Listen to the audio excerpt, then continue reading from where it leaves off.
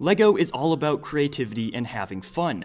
You can build some incredible things with these plastic bricks, so today let's count down the top 40 most clever Lego building techniques. I've also hidden minifigures throughout this video with letters that spell out a secret code word. Can you find them all and uncover the code?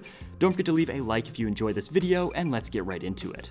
This first one here uses the 2x2 circular plates. If you include a horizontal clip inside, you can wedge it in there so it's stuck, and now you can build on the plates. They're combined, so either side, as well as the clip piece that sticks out.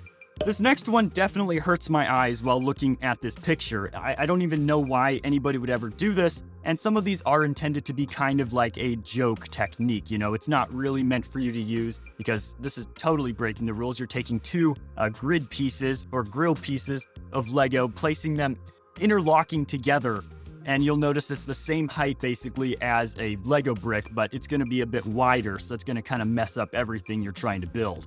This next one is a great way to create a brick with studs on the top and bottom. It utilizes two bar clips to connect the 1x2 plate with handle to the bottom horizontal clips. And with this, you can now build on both the top and bottom of this makeshift brick. By using this Lego building technique, you can position the studs that you can build from in any of 4 ways. Of course, on the top or one of the sides, or even the bottom. This is using a brick with a cross Technic hole through it, where you can then place another brick there and secure it using a Technic pin. This next building technique is not very conventional.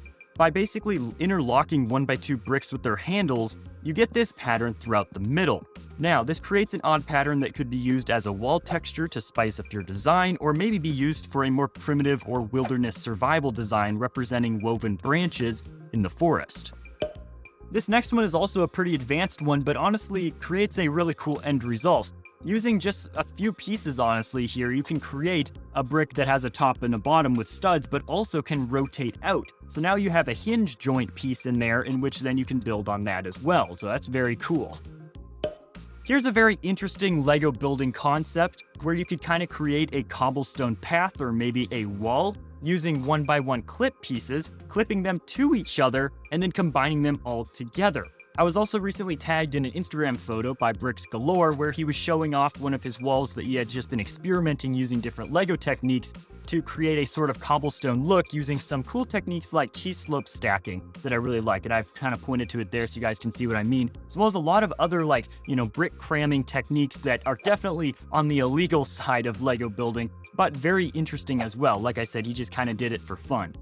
Another Lego fan named Tobias Buckton loves creating these very obscure Lego pictures in which they're using some very questionable techniques, to say the least. Here we have a mudguard attaching to the bottom of a plate, which definitely is not something Lego would ever use in their official sets. This next technique utilizes the 1x4 Lego plates with 2 studs. There's no studs there in the middle so that they can lay flush next to each other, and the sides can hook into the brick. And now all of a sudden you've created a dual-sided brick where you can build on both the top and the bottom, which is very cool. This one I just wanted to include for fun because I thought it was quite amusing to look at. This is a minifigure ray gun pentagon. So yes, those are 5 ray gun minifigure accessories, and if you attach them all together, you create this pentagon type shape. Now, what's interesting is that those are stud attachments on the sides of these ray guns, so technically you could build on this model. Now, I'm not exactly sure what you would add to it. However, you could create some sort of decorative wreath for the holidays or something along those lines. Definitely could be creative. You can also do some interesting things using 1x1 round pins. Plus a hollow stud, you can combine the two, and now you can build on both sides. With a similar idea in mind, you can also use jumper plates and include the pin stuck onto them. This next building technique is quite fun because it uses some pieces that you don't normally see, especially in different building techniques. So the pieces here that we're using are the hinge plates, the 1x2 plates. Now obviously you have 2 different sides and they're able to hook together. The prongs kind of slide together. However, if you flip one upside down and then connect them, well, now all of a sudden not only do you have a bendable joint, but you can also build on either side because you've basically inverted one of the sides. From that point, you can now attach bricks on the top or bottom of this hinge joint you just created. By using some Lego bracket pieces as well as some 2x4 Lego plates, you can create a singular brick with studs on 4 sides of it, and you can see it over on the right. That is a beast of a brick. If you have 4 of the 1x1 modified bricks, you can create this geometric type shape build where you can build on all 4 sides of it by using these pieces and surrounding it by 1x2s. The end result of this next technique is quite satisfying. I'm a big fan of the design that appears between these 2 plates. Basically, you take these 2 Lego plates and attach 1x1 cheese slope pieces to them. Then, by inserting the ends of each plate into a Technic pinhole of a Technic brick, not only does a pattern emerge in the middle, but also the ability to build on 4 sides of the newly formed brick. In a similar fashion, you can use these Lego bricks with Technic holes and actually place Lego plates, and they fit perfectly. The studs kind of match up with those Technic pin holes on the bricks. So here, these images use like a translucent clear brick so you could see through and see how they attach. So this is a very interesting brick that's definitely illegal, by the way, that could be fun to use while building. You know those old school Lego wrench pieces? Yeah, well, apparently you can use them in some illegal building techniques because you can attach the end of them to studs, which then that means you can attach them to Lego bricks and then attach them to a clip, and all of a sudden now you can build your Lego bricks in, different ways depending on where the wrench is being rotated. If you've ever wanted to create a spherical shape with Lego, you may have run into some problems because there aren't many methods to do so. But here's a creative one, although it uses a slightly controversial technique in which you take the flower stud and place it and wedge it basically inside the circular rounded tile. Combining all those together, though, you do create what looks to be a pretty solid rounded ball type piece, which is pretty cool. Did you know that you can make the entire alphabet on a 2x2 stud scale? Well, by using some pieces from Lego Dots or other Lego sets, you can use tiles to actually create the entire alphabet, every single letter. So with this, you could spell your name or make a brick calendar. It's really up to you. I especially like this technique because of all the customizability with it. You can use these letters for basically anything if you want to spell something out whenever you're building your Lego city or anything along those lines. And you can also kind of customize some of the letters to your liking. And if you don't have a specific tile piece, you could always replace it with something similar and get a similar result. Did you know that you can actually use levers from a Lego joystick piece to combine 2 Lego plates? And it actually works really well, like there hardly is any gap whenever you do this. But fair warning that these pieces can get really stuck in here, and you could ruin your Lego plate, which is why Lego designers and Lego themselves don't advocate for this building technique. It's definitely one of the illegal ones, as people would call it, but illegal for a reason because you're kind of playing with fire here because it may damage your Lego bricks or be very, very hard to separate. Here's an interesting one. You can use a Lego ring piece from Lego Lord of the Rings, and you can attach bricks or studs on both sides, creating an extremely versatile connection that will most certainly help produce some creative structures while you're building.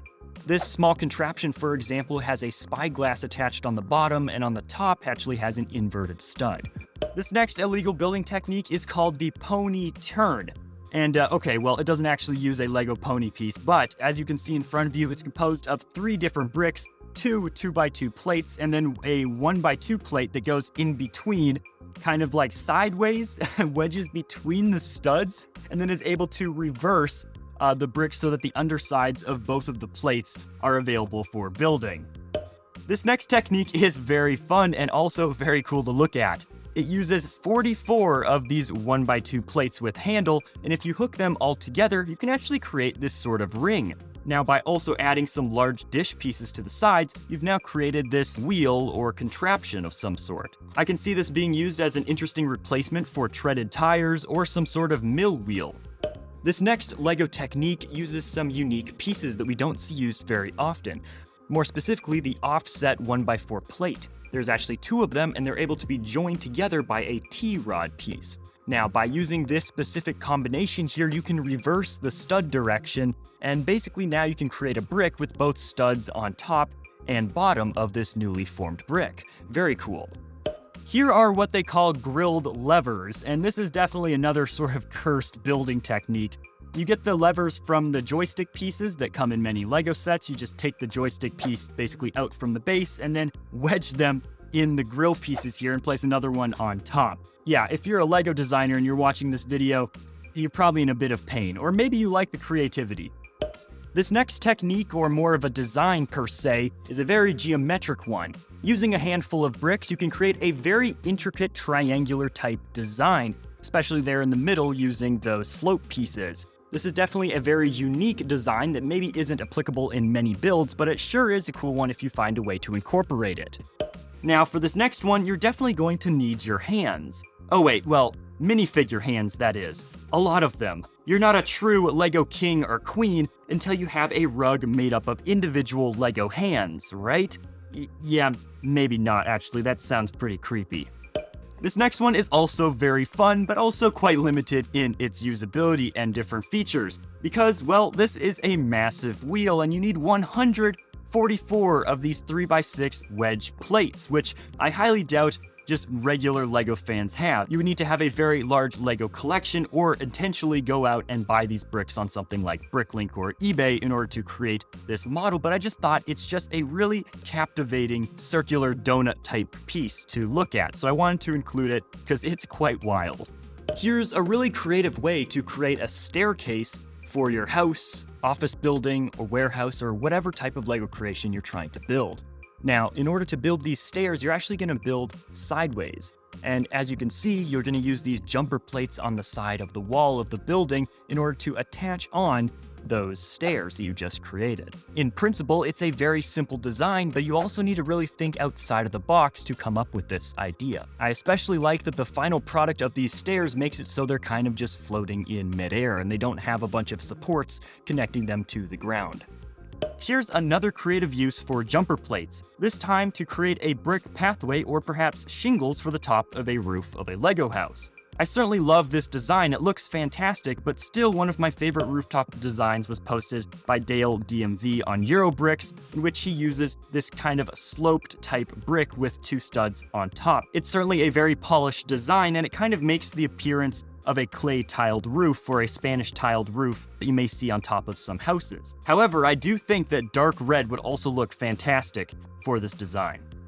Now, if you want more of a rugged or rural look, you could consider this one by Hubre, who designed this for a stable, using these kind of longer cheese-slope pieces with a few holes in between. It looks more of like a country kind of hay makeshift roof.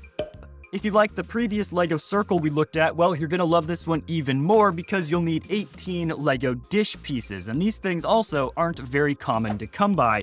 You also need a few more bricks as well to connect all of those, but this one does look pretty crazy. It's kind of like a wreath or some sort of decorative ornament.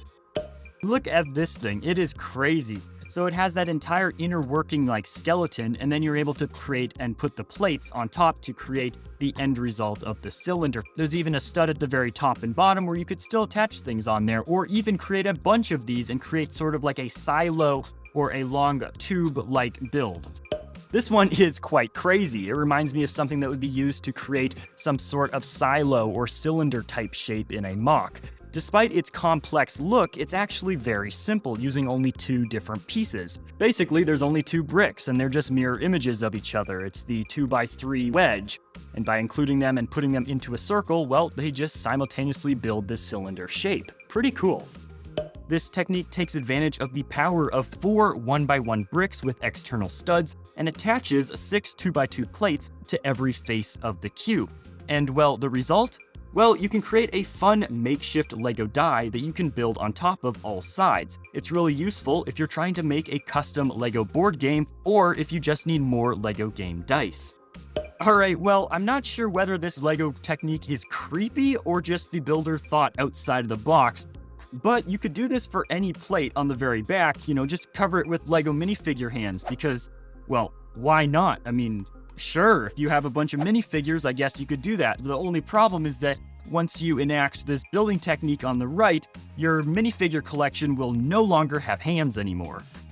This one's one of my favorites in this video because it's definitely thinking outside of the box. You can attach a circular 2x2 plate onto the rails of a 1x2 plate.